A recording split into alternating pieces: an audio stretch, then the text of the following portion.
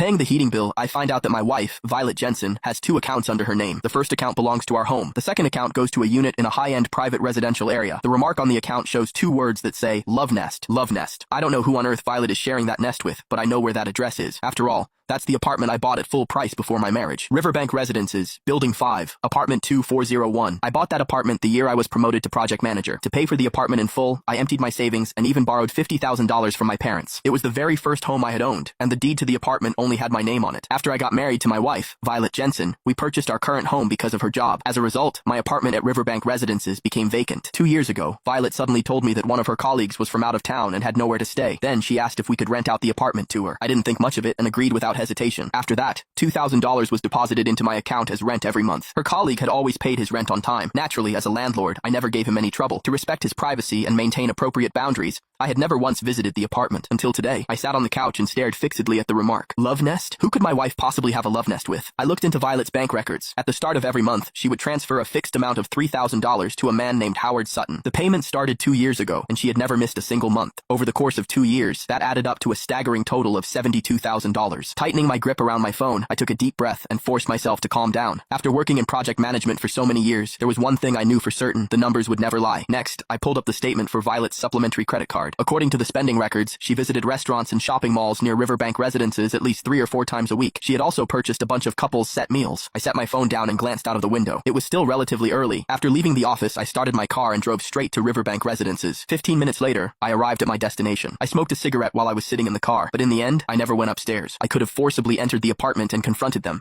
but I decided against it. I had always believed in doing things methodically and logically. I needed evidence, a plan, and a clear course of action. First, I needed to figure out who Howard Sutton was. Then, I needed to gather proof that Violet was having an affair. After that, it would be time to settle the score. By the time I returned home, Violet was already home. She was sitting on the couch and scrolling through her phone. The moment she saw me, she frowned ever so slightly and asked, "Why did you get home so late?" "I had to work overtime," I replied. She didn't respond. Instead, she lowered her head and continued typing on her phone. I turned around and walked into the bathroom. Through the door, I heard her talking to someone on the phone. "Yeah, I'm not coming over tonight. Get some rest. Love you, love you." I splashed cold water onto my face and stared at my reflection in the mirror. My eyes were bloodshot. I spent the next 3 days investigating. In the age of the internet, it was easier than ever to dig into someone's background. On the very first day of my investigation, I had already uncovered Howard's identity. As it turned out, he was an administrative assistant who had joined Violet's company last year. I found his social media account. Most of his posts were hidden, and only a handful were made publicly visible. His pinned photo immediately caught my attention.